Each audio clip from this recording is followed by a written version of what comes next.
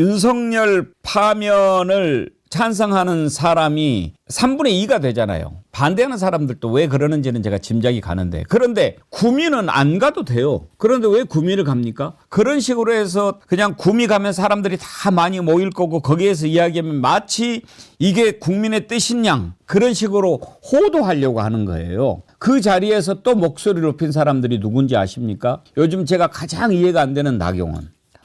그 다음에 그 전부터 제가 정말 저기에 처박아 놨던 김민전, 이런 사람들이 갔어요. 가가지고 뭐라고 얘기했는지 한번 들어보시죠. 우리 박정희 대통령께서 대만을 방문했을 때 하신 말씀이 기억납니다. 우리가 자유의 방파제, 자유의 끝에 있는 대한민국이 아니라 우리 대한민국의 힘으로 자유의 파도를 만들어서 북한 땅에 우리 힘들어 살고 있는 북한 주민들에게 자유를 안기는 그날까지 자유의 파도를 더 거세게 만들어 봅시다.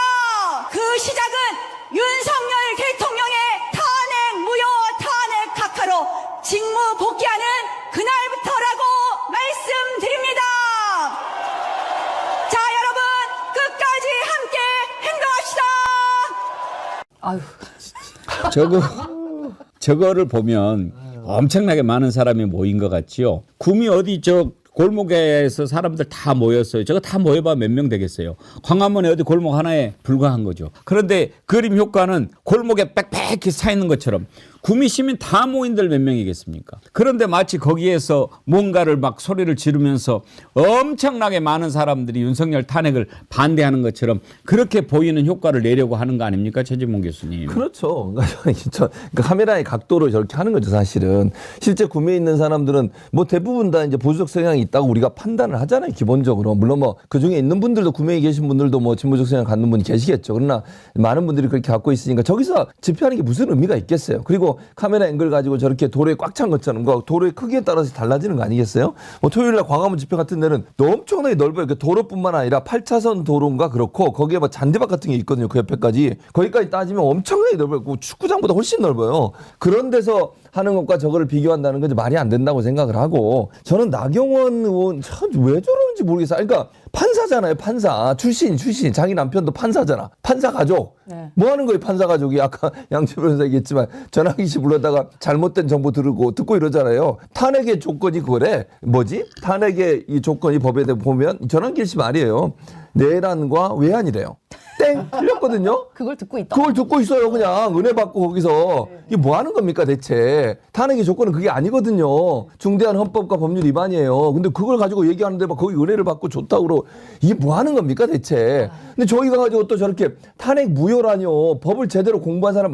아니 저는 그래서 저런 말을 하니까 나경원 의원이 전에 판결 내렸던 그 판단들이 제대로 됐을까 의문이 생겨요 좀. 저 사람 밑에서 판결 받고 그 만약에 구속이 되거나 아니면 뭐 형벌을 치렀던 사람들, 이런 사람들 볼 때는 억울하지 않겠습니까? 저런 생각을 갖고 있는 사람이 어떻게 판단을 했을까? 법에 대해서 제대로 판단했을까 의문이 생길 정도예요. 정신 차리세요 제발.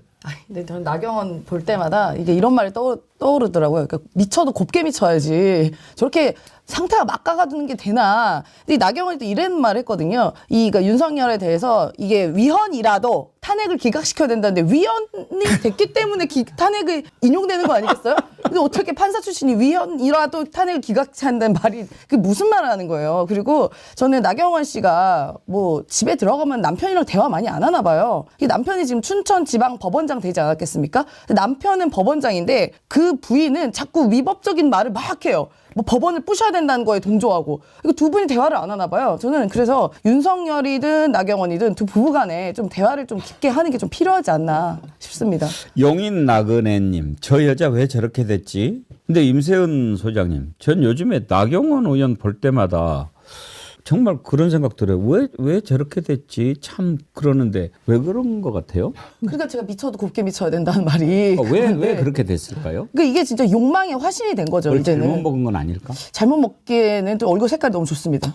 먹었다기보다는. 그러니까 이분이 그래도 서울에 있는 동작이라는 지역의 지역구 의원이에요. 그럼 차라리 저런 데 다닐 게 아니라 지역 주민들 무슨 생각하고 계신지, 지역 주민이 윤석열 내란 수에 대해서 어떤 마음인지, 국민의힘, 특히나 나경원 같은 경우는 본인이 계엄 다음날 도망갔던 것에 대해서 주민들이 어떻게 생각하고 있는지 저는 그것부터 좀 청취를 하는 게 아닌가 싶습니다. 아니, 동네에다가 말도 안 되는 현수막 붙여놓으면 뭐 할 거예요? 뭐 맨날 홍장원 욕이 나는 현수막 붙여놓고 그러더만요, 동네에다가. 그러니까 좀 지역 주민의 삶에 좀 들어가라. 그러고도 본인이 지역구 국회의원이라고 말할 수가 있습니까? 아니, 차라리 구미로 출마하세요, 그러려면요. 서울의 지역에 출마하지 마시고.